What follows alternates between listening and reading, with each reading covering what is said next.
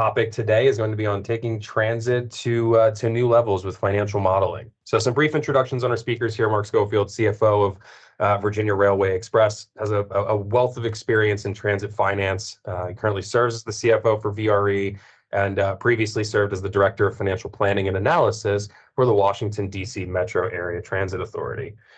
His colleague and my colleague from PFM, Scott Carlson, is a senior managing consultant in our Chicago office. He joined PFM as part of the transportation group in 2015, and he specializes in financial modeling. He's a longtime seasoned veteran in long-term modeling and capital planning, focusing on rating strategies, debt structuring. His experiences include the Transportation Infrastructure Financing and Innovation Act, railroad rehabilitation and improvement financing, and full funding grant agreements. And again, as a seasoned veteran in long-term financial models. With that, I'll pass it over to both Mark and Scott here to talk to us about some of the challenges and items that VRE has taken into consideration in their financial planning, and then of course some of the greater challenges that transit agencies in general in this country are facing. With that, pass it over, Mark, Scott. Yeah. So the way that we want to do this between me and Scott is a little bit of a tag team this afternoon. So I'm going to talk about VRE, specifically sort of our history, how we sort of got to where we were prior to the pandemic, and then what has happened after the pandemic. Then we'll step back a little bit, and Scott's going to talk about kind of the bigger picture of what's happening in the industry right now. And then we'll come back to me, and I'll talk specifically about how we're using the platform, how we're using Synario to answer questions and to really guide us into the future. And then, of course, we'll do the Q&A at the end. So for those of you who may not know, VRE is about the 12th or so largest commuter rail in the U.S. If you've ridden commuter rail in New York or Chicago or places like that, those are what we would call legacy commuter rails, that were originally operated by private rail operators. VRE is more of a new start. It has always been a public sector transit operation. We started back in the early 90s, about 1992, trying to serve a need for longer distance commutes, paralleling the Interstate 95 and Interstate 66 corridors in Northern Virginia into sort of the employment core of downtown DC. So it really started as a commuter, peak hour, peak direction kind of train service. We have two lines, one again that runs down to the south, that's called the Fredericksburg line, and then one that kind of runs out to the west, that's called the Manassas line. We, as a new start, we don't own the tracks that we operate on. We are essentially a tenant on what's called the host railroads. So we have access agreements with CSX and Norfolk Southern to run on their tracks. We also have agreements with Amtrak to come into Union Station as our terminal location, northbound in the morning. And then also we store our trains on Amtrak property during the midday, and then we bring them out and run them the other direction in the evening. We are a very lean organization, and in terms of direct employees, VRE only has about 60 employees. We have contracted operations and maintenance right now with a company called Keolis. That we've had them as the operator for a number of years. That contract will actually be coming up here within a year or two. That's one of the biggest things that we'll be dealing with here soon. If I have a board member or an elected or someone like that, and I only have one picture to give them, this is the one that I give them. So this is looking from the Jefferson Memorial in the district back across the Potomac River and into Virginia. And so these are the bridges that cross the Potomac River. And so you have the railroad bridge there on the left, which is actually the east, and then the Metro Rail bridge, and then the highway bridges. And in that sort of peak hour, again, this is pre-pandemic, in that sort of peak hour period from 6:30 a.m. to 7:30 a.m., VRE was carrying more than 10% of the traffic across the river. Now, that may not seem like a whole lot, but it is comparable to the number of people riding on bus and in the same sort of area as the people riding the Metro Rail. But if you know about traffic and you know about sort of the nonlinear impacts of traffic and traffic congestion, taking that 10 or 11% off of the road, it has a huge impact on the travel times and the congestion for people getting into DC. So although it may seem like a bit of a niche market, it really is an important component of regional transportation and getting people out of Virginia and into downtown DC. We spent, as the Washington D.C. and the Northern Virginia area grew in the 2000s and the 2010s, VRE grew along with them. So right before the pandemic, we were carrying close to 20,000 riders a day, but we had sort of plateaued a little bit due to capacity constraints, not really being able to add additional trains. So we had some plans to lengthen some trains, do some other little things here and there, but really we're sort of wondering where we were going to go. And then right at the end of 2019, the governor of Virginia announced what came to be known as Transforming Rail in Virginia, or TRV. And this really was a visionary moment where the state said, we are willing to spend billions and billions of dollars to purchase right-of-way from CSX to build a new long bridge, so to double the rail capacity across the Potomac, to add additional trackage where it's needed, and really to completely change the operations of passenger rail in this corridor and really change rail travel along the whole East Coast. And ultimately, the concept here in the corridor is and will be that although they'll be running next to each other, you'll have freight traffic and passenger traffic essentially not having to interact with each other, and that will do just amazing things for the capacity and the reliability of both the VRE travel and also the Amtrak intercity trains that operate in the same corridor. Really kind of a visionary approach by the state, and so that was in November, December 2019, and we all know what happened in March of 2020, and so the whole sort of world of commuting and travel got turned upside down. I think it is really to the state's great credit that they could have bailed out of TRV. They could have said, this isn't the right time. We're not sure. The future's too cloudy. But they have not chosen to do that. They have really moved ahead, and so we have been moving ahead with them. Scott's going to talk a little bit more about what's happening, across the industry, but you can see here how dramatically the pandemic impacted our ridership. So the orange line being sort of a composite of national transit ridership, and then the blue line being VRE. And so the underlying patterns are pretty similar, but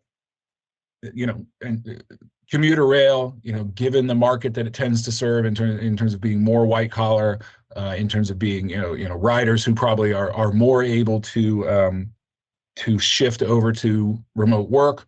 Our recovery has definitely been slower, versus the national recovery versus other modes here in the Washington D.C. region. This is the same information, but a little chart that we've been using with our board recently. Budgeting for ridership has candidly been a challenge for us over the last couple of years. We keep expecting a pop of employees, especially federal government employees, coming back to the office, and that pop keeps not happening. So you can see the dot at the top there, which is, if you sort of follow that trend line of our ridership recovery in that sort of December 21, April 22 kind of period, and trend that line upwards a little bit, it's like, okay, yeah, maybe we'll be back to 10,000. And then you look at the trends in the more recent months, and that's where we are right now, looking at our preliminary budget for fiscal 25. So definitely a slower recovery than we had originally been hoping. Just two charts here that I think that I've used in a number of places and I think are really striking and explain what is happening. We have really good data from our annual customer service survey where we've asked people about their telework. And so if you go back to the first year there, 2012, almost 80% of our riders had no telework days each week. And you had 5% that had 2, and 1% that had 3. So on average across our whole ridership base was about 0.3 days of telework per week. And you see that number ticking slowly up across the next, 8 or 9 years. So right before the pandemic in 2019, it had doubled. You had our passengers, our VRE passengers, were averaging about 0.6 days of telework per week. And I'm sure you've heard about it in a lot of other areas, that the pandemic acted, as an accelerant, or acted as kind of pulling things forward that were already happening.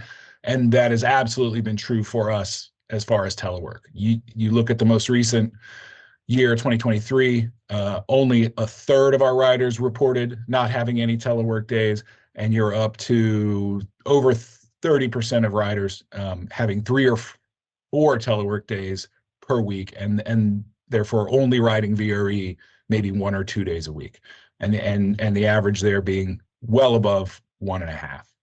And that has just been a fundamental change for us. And you see it not just in the total ridership numbers, but you see it in how passengers are buying their tickets. And so I have some historical data there from 2005, just for comparison. Back in the old days, we had a lot of people who used our 10-trip product. So, they knew that they were going to ride somewhat regularly, but maybe didn't know exactly when. And so the 10-trip would be a good option for them. And by 2019, we had really seen people move over to the monthly pass product, which is a great product for us, getting all that guaranteed money, and then they can ride it as much as they want or don't want, during the month. Not as many people taking the 10-trip.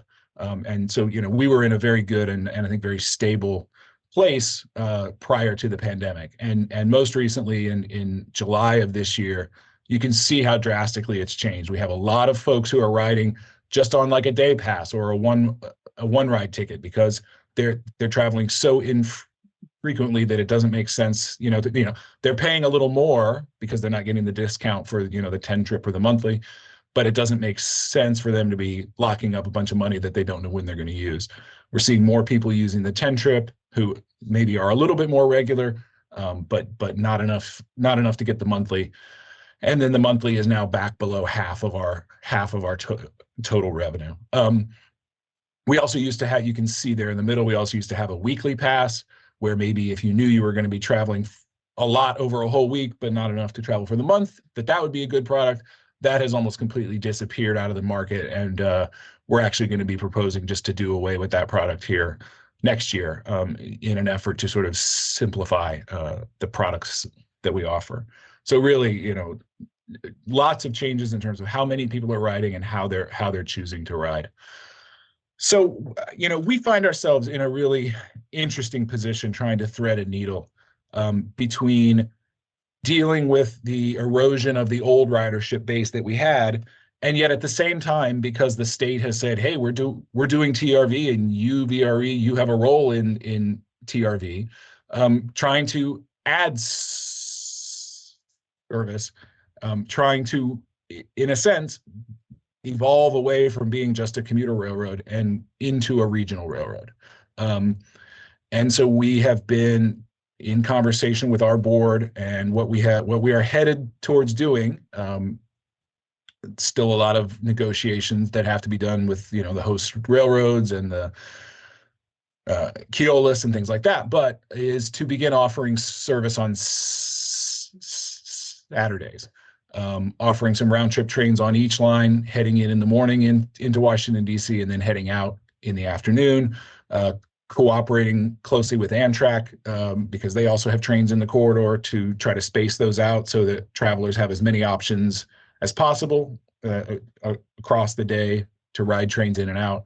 So looking at train miles, which is one of the ways that we sort of measure how much service we're providing, a little less than a 10% increase in the total amount that we'll be providing, about an 8% increase. And the charge here really is, how do we do this cost effectively? Because we don't know exactly how many people will ride. We don't know really how this will work. And we don't want to commit tons and tons of resources to it right off the bat. We're looking at being able to, essentially make lemonade out of lemons, and reposition some of the existing resources that we do have. Right now, we have some longer trains, that may have as many as 8 cars on them. Given where our ridership is right now, we don't necessarily need all those cars. We can take some of those cars off, which then reduces how many conductors we need on the train, and we can reposition those employees, those conductors, over to run trains on the weekends. And the Synario platform has really been helpful as we model that out and see what the impacts of that concept will be. And I'll talk a little bit more about that a little later in the presentation. And then the last thing, again, as we sort of navigate this, how do we grow while at the same time as how do we recover from the pandemic? We did, I will say, relatively well in terms of the different federal aid packages that happened, CARES and the rescue plan, and then the one in the middle that isn't as well known, CRISA. And so this is a chart that we've been using with our board, demonstrating, that we've essentially drawn down all of our CARES Act money. We are in the middle of drawing the rescue plan money, and then we sort of have that CRISA money that's out there in the future to be used. And the Synario platform, I'll talk about this also, is really helpful in terms of seeing how different policy decisions and how different sort of macroeconomic changes can impact the spending rate on these pandemic monies, because this really is like a residual of a whole process. The things that happen in terms of revenue, the things that happen in terms of expense, and then there's that gap at the bottom, and that gap ends up being filled by the pandemic money. And having a really robust modeling platform to look at this question is just absolutely valuable. So with that, I want to hand it off to Scott and take a step back and look at what's happening in the industry. Hey, good afternoon, everyone. Some of this might be a little bit of a repeat of what Mark said, just because Mark's transit agency is pretty similar to those around the country. But the number one factor currently with transit is the drop in ridership. Obviously, due to COVID and the second quarter of 2020, ridership just fell off a cliff, and it fell almost to only 25% of pre-pandemic ridership levels. That number's slowly been going up. I think after quarter one, we're about 65%. I think quarter two, we've gotten up to 70% of pre-COVID ridership. But the big question is, how high will ridership go? Is it going to keep going up till we finally get to pre-COVID numbers, or is it going to flatline at a certain amount less than that? So one of the challenges agencies have right now is just to figure out where that ridership's going to fall and how to budget for that going forward. Can you go to the next slide, please? And then because of this ridership, it has a huge impact, especially on agencies, large legacy agencies that in large metropolitan areas that rely on the fare box revenues and ridership. So these agencies are like New York MTA, WMATA in Washington, D.C., Chicago Transit Authority, SEPTA, BART. They all have huge shortfalls that are coming up because of this lack of ridership. For example, WMATA right now, we're working with Synario to try and fill about a $750 million budget gap that they're foreseeing in 2025. Similarly, CTA and the Chicago region has about a $730 million budget gap coming up. In places like New York, they just passed some new taxes of over $1 billion to help fund their gap. So these agencies have a huge gap because of these ridership declines. On the flip side, some of the agencies, smaller bus agencies that don't rely so much on farebox and have a dedicated sales tax, so those agencies have been doing much better. Sales taxes have been performing well for most parts of the country, and since the farebox wasn't a big they weren't relying so much on the farebox, that lower ridership did not have as much of an effect as it does on some of these bigger agencies. The next slide is just again going over the federal relief that everyone received. The transit in general received almost $70 billion of federal funds. This helped tremendously get these agencies through the pandemic. And I don't know that transit would be what it is right now without those funds.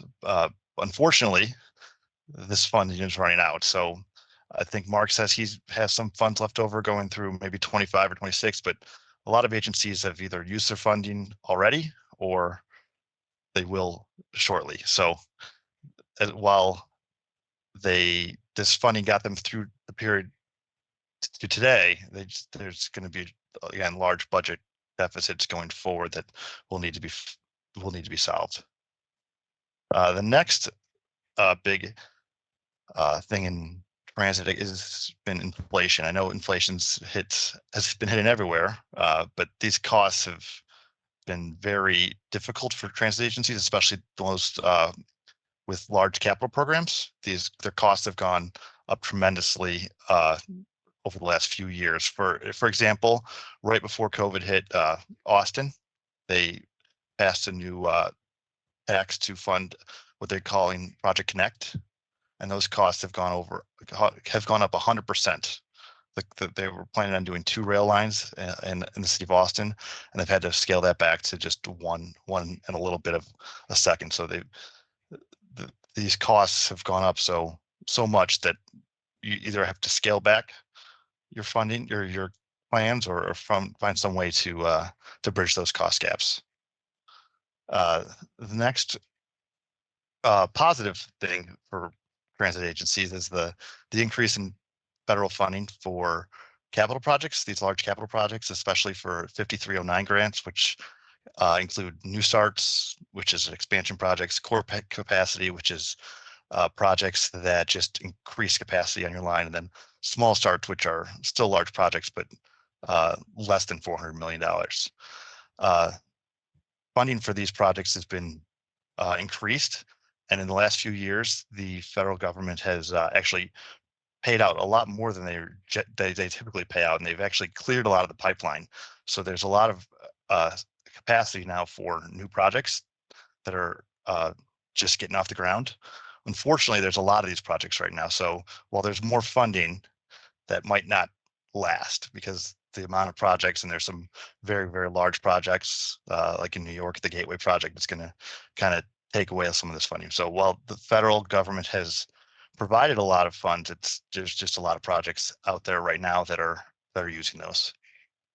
And then finally, what are agencies to do now? Like, as we've both said, that the federal funding is running out.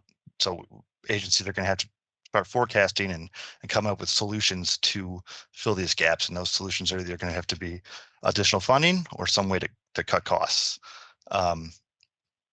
Right now, like I said, we're working with WMATA to figure that out. We're using Synario, and a small plug for PFM's managing and budget consulting group. They've done a great job with us with WMATA, coming up with various different types of taxes that can be used and implemented.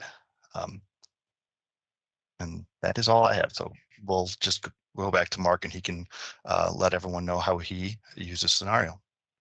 Yeah, thank you, Scott. Actually, I will continue the plug here for PFM a little bit. VRE has worked with PFM for many, many years, back when the modeling platform was called White Birch, and even before that with the Future Perfect platform.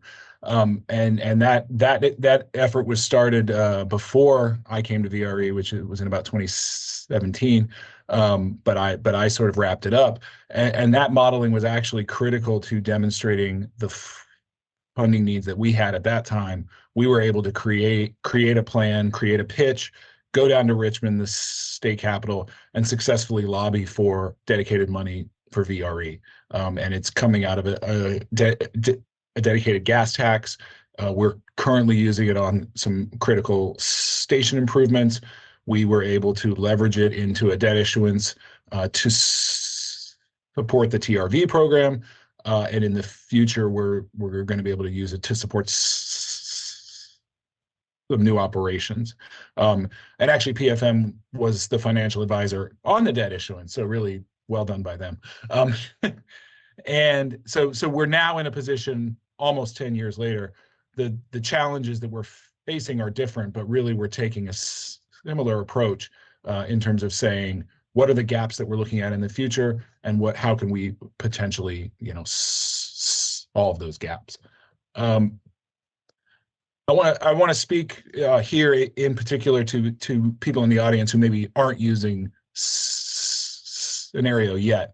I think the advantages of this platform are just huge, all the way from staff up through management, up through the board. And in the previous presentation, there was a lot of discussion about how board members react well to this because it's interactive, because the graphics are great, because they have confidence in what they're looking at.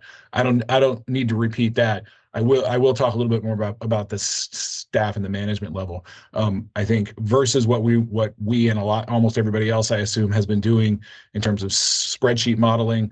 You're reducing the errors that can happen with complicated spreadsheets. It really forces you to be clear and be rigorous in the assumptions that you're making, and as you model those through all the impacts. And I think there is, we talked about this with sort of what's the staffing requirement. I mean, there is a steeper learning curve, I think, at the beginning, because almost anybody can just jump in and do a little bit of modeling in a spreadsheet, but it is more powerful. And when you build a module in Synario and you test it, and then you can replicate it again and again, and you know that it'll work. It really, you're making an investment at the beginning that really will pay off at the end. And then at the management level, which is actually what I really want to talk about here, the ability to quickly test multiple scenarios and easily compare the results, and then the ability to drill down into the results. So, before you even get to the board, you're going to be reviewing this, with the CFO, with, the chief executive officer, whoever, and they're going to be asking, well, what about this? What about this? Or what does that number mean? Why, where did that come from? And the ability to just in real time change it, drill down, is just incredibly powerful. We test both what I would call sort of external or macroeconomic scenarios and internal or sort of policy driven ones. So the external ones being like, what is ridership going to be, and that ultimately, being driven by population and employment growth, and changes in sort of macro level commuter behavior. What money do we think we're going to be getting at the federal level and the state level? Not kind of an exogenous variable. What do we think inflation and interest rates might be? Two big cost areas for us: liability insurance and diesel fuel. The model is great for putting in different variables there. And then, of course, there's the policy levers that you want to be able to present to the board and let them have choices and see what the impacts are. What do we want to do with the fares that we charge the passengers? What do we want to do, for example, with adding service on the weekends? We are funded in part by the local jurisdictions where VRE runs. They obviously have many competing needs in terms of schools and parks and public safety and all that. How much do we think we can reasonably ask from them, and what do we think, what kind of a gap may be left after they've sort of given us as much as they can? And then also, I'm going to focus today mostly on the operating side of the budget, but we also are doing a whole bunch of work on how do we want to program the different capital projects that we have. I think like a lot of public agencies, what we're sort of modeling here, as we're looking sort of well into the future, is the gap. How given all the things that we want to do, how red is the number? But we also have a more short-term thing that we're looking at here too, which is how quickly are we spending down the rest of that, that CARES and rescue plan money that we have. And as we change different variables, how far out is that cliff. So I'm about to switch over here to the live version of the model, but this is like the top level where you can lay out the different things that you want to look at. So we have a baseline that essentially matches what we're doing now, and shows ridership by the 2030 timeframe, coming not quite back to where we were pre-pandemic, but relatively robust. Then we have a scenario that keeps just the baseline service, but says there's not going to be any pop in ridership. We are back at the new normal, and things are just going to grow basically with as the population and the employment in the region grows. So a much smaller growth in ridership. That one again is really all about things happening exogenously to us. And then scenario 2 there is more of a policy decision. Let's assume that we have the baseline ridership, but now let's add in the weekends and see what that does to our costs and see what that does to the revenues. So, oops, sorry about that. So let me change over here real quick. All right, Scott, are you seeing that? Yeah, we can see that. Okay, great. All right. So sorry, let me scroll down just a little bit here. So I really find this particular approach to be really powerful, and we saw a little bit of it with the previous one. So we have, just to show you up here, we have both the operating budget, the capital budget, and then a combined look. So just by clicking here, we can look at everything all combined. We could just have an operating look, or we can just have a capital look. So I'm going to focus here just on the operating budget.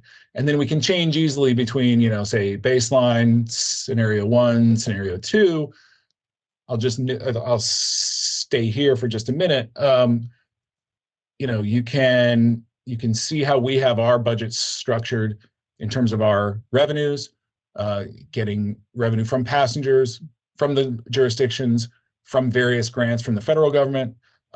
This EROC there is our dedicated money and other Virginia grants, and then we get some investment revenue. And then of course we have all the different expenses. I'm not going to go through all of these. The great thing about this is that we've structured it to not require a whole big drawn out crosswalk process between our, what comes out of our accounting system and the platform. We can just pipe it directly from one into the other, and then create roll-ups at different levels to give us the level of detail that we want. And what we're looking at down at the bottom, and again, like the previous one, you've got historical data in the blue there, and then the white is the projections. And then we have what's essentially sort of a net gain or loss here down at the bottom. And what you'll see, just to make, so this is FY 25, 26, 27. The way we're structuring the model right now is we're forcing the net gain or the loss to be zero, because we're plugging that hole with that pandemic relief money. And you can see, and so that's a really easy way to look and say, oh, how quickly is that money going to run out? Given the current assumptions that we have in here, it's going to run out in about FY 29, FY 30. Okay, cool. What I think is really powerful, both when you're talking to management and then maybe even when you're talking to your board, is not to look at these things with all these numbers, because it's just a little bit overwhelming. The great way to do it. So if I look at scenario 1, I say, oh man, what changed there? Okay, I know we changed our ridership projection, but how do I see that? Rather than looking at the scenario itself, look at the differences. And this is just totally seamless here in the platform. What changed between the baseline and this? And now we see here, oh wow, look at look at the red. Look at how much lower our passenger revenue is going to be if we really are at a new normal and we only grow at this underlying rate, versus actually having a pop of employees coming back and getting back to some kind of pre-pandemic level. we're going to be using up that pandemic money much more quickly and then hitting that cliff at least 2 years earlier, maybe 3 years earlier. And it's also going to have a little bit of an impact on our investment revenue. And it's great too, because as you do this, sometimes the model will surprise you, and maybe you'll pick up something that you didn't expect. I was expecting, hey, I thought these would all be blank because all we're doing is changing the revenue. But, oh yeah, we linked our ticket expenses where, we have to pay commissions to our ticket vendors that are based on the number of riders that we have. Oh, great. The model is also picking those things up. So it's going to take work at the beginning to structure these things, but it's really, really going to pay off at the end. And then we can compare it here. We can compare the base to the second scenario where we're adding weekends. So we're seeing a lot more changes in the numbers. We're seeing, net growth of 1 million to 2 million or so in terms of passenger revenue, because again, we don't expect that initially, at least, that the weekends are going to carry a ton of people, but growing over time. But also, we're also going to be seeing more expense, and public transit, as great as it is, it's not a moneymaker. So we are actually going to be spending those federal pandemic monies a little quicker through here to support that new service. We're also going to be getting more reimbursement that we get from the state to pay the host railroads. So these numbers are a little higher, and it's really great to see all of these things together and know that they're all being driven by exactly the right things. And then you go down to the expenses and you say, oh yeah, of course we're going to have more. The operating costs will be higher, the leases and the access fees will be higher, the fuel will be higher, the utilities, all these things. Okay, really, really powerful way to demonstrate the impacts of going from your baseline to one of your scenarios. The other thing which was here, I'll go back to the baseline. The other thing which was mentioned is the power of that explain feature. So if I'm looking at passenger revenue for next year for fiscal 25, and I'm like, what is really driving that? It's so easy to say. So this is an example of where what we have in our accounting system is one thing, but then in the model we're able to roll it up and model it as just one line. So I can dig in and say, oh, okay, we're showing 22 million here. That's being driven by weekday passenger revenue, but not any weekend revenue, because that's not part of this one right now. Whereas if we were doing one of the other ones, we would have a number there. And then I can dig in there and say, oh, okay, that's being driven by this much average ridership per day, this much average fare being paid by the passenger, this many days in the year, and that's giving me that level of revenue. And if I wanted to dig in even more, for example, where is that number coming from for the fare? And you'd say, oh, okay, yes, we're seeing an increase. We're proposing an increase in the fare of 5% this year versus the baseline that we had of 10 before. Great. And you can keep going all the way down until you get to the core assumptions that you as the modeler put into the model. And it's just really incredibly powerful.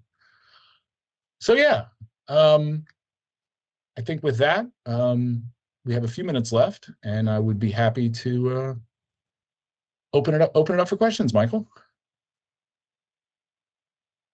Absolutely. Yeah. Thank you, Mark. Thank you, Scott. Much appreciated. And love seeing the kind of value that you're getting, not only out of the reports and the outputs that you're seeing here, but of course in the functionality. It was mentioned in one of the prior sessions as well that buy-in and confidence are really a key component in this process. So it's good to see that you're seeing that and realizing it on your end as well. I'm kind of curious, and of course, we'll open it up to the chat feature here as well. If anyone has any questions, please chime in. I do have a couple of my own as well.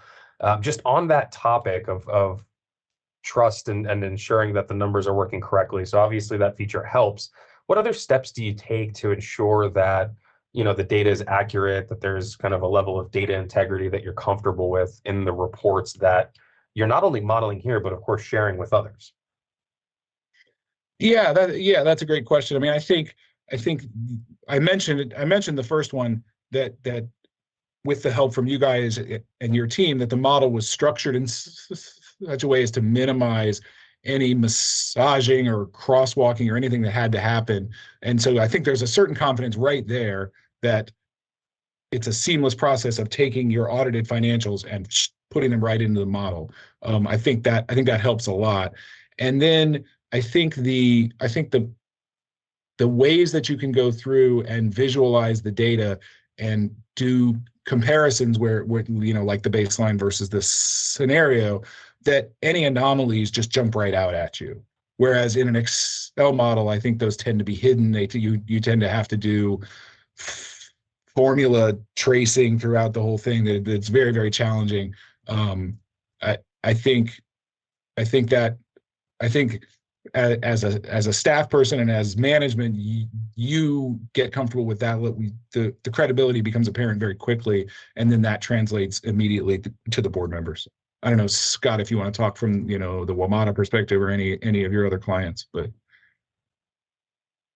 Yeah, no, I think you covered that well. I think the ability just to take it from your your financial systems and your audits makes it a lot easier to track. But I do want to echo the fact that the being able to see the difference in scenarios is very helpful. As someone who does a lot of Excel modeling, it's very difficult to do that. And additionally, the drill down is also helpful because some of these spreadsheets that you can build have formulas that you know what you're doing when you build it, and then when you're looking back at the formulas, they're very hard to trace back. So the to be able to drill down on where these numbers are coming from is very helpful with Synario.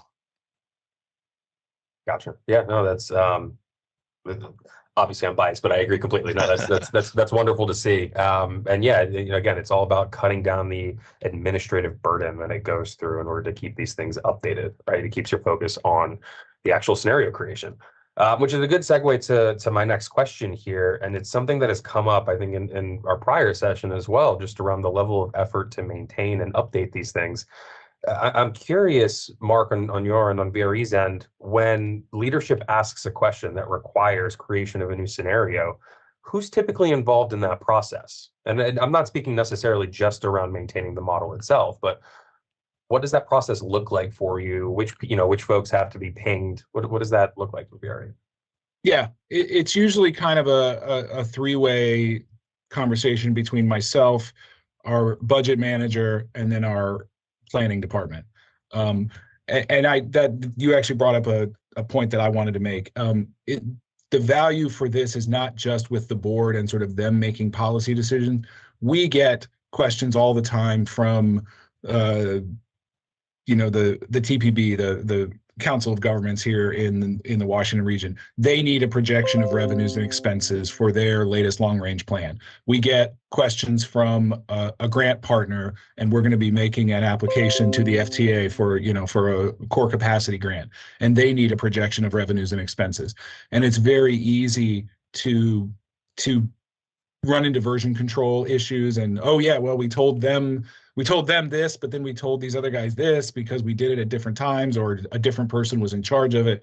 I think making the effort to keep the scenario platform updated, it's the same sort of comment that I made before. It's a little bit of effort at the start and it pays off like 10x at the end because you get that request from COG and you can just go boop. Yep, here's our latest projection. So Got it. Yeah, no, I love hearing that. That's ultimately about getting a return, right, on the amount of work that you're putting into it. So if you're getting a 10x return, that's wonderful. I am curious. So you mentioned the ADR, the average daily ridership, is a big metric that leadership looks at. Obviously, the revenues and expenses, the budget projections are really important. Are there any other sort of typical outputs that leadership and that these different parties care to see first and foremost in your financial planning when you're proposing various scenarios? Yeah, I think one that we've gotten questions about is taking that jurisdictional subsidy number and parsing it out on a per rider basis.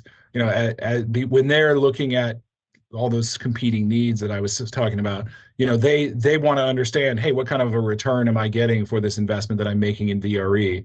And so it's not just the total dollar amount. It's, hey, how much are we subsidizing these riders for my jurisdiction to ride VRE? Because we need to make the case that we're a good investment relative to putting more into a lane of highway, or putting more into a bus or something like that. So being able to create those kinds of ratios where you're comparing the financial results to the service, either the amount of service that you're supplying or the ridership, and do that really quickly is also really powerful. Gotcha. Yeah, no, that's great to hear. And actually, just because I happened to mention the average daily ridership, so in one of the outputs that you showed there, right, for the next year, we're showing kind of a decent bump up in the average daily ridership compared to what you're seeing in actuals. Are there any particular strategies that VRE is considering in order to help realize that goal? Yeah, we during that period, I would say in particular, the mid to late 2010s, our trains were almost at capacity, especially during the peak of the peak. We didn't really do a whole lot of marketing. We didn't do a whole lot of advertising. We had our sort of core ridership, and they knew who we were, and we were good for them, and we were full. And it was kind of like, okay, well, we'll just. And we have had to completely revisit that. We are taking all kinds of new approaches to marketing.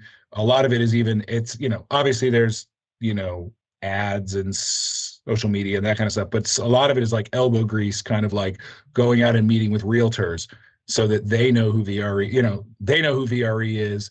They can get that information in the hands of people who move here, things like that. We have, as we've looked more closely at our data post pandemic, there were a lot. We had very dependent on the federal government employees prior to the pandemic. And then the pandemic happened. And it's not just necessarily that those folks are now working from home. A lot of them retired. And they're just not, they moved off to Florida or someplace, who knows? So we have a lot of work to do to sort of reintroduce ourselves to a whole new generation of people who may not even know that we exist. Gotcha. Yeah, very helpful.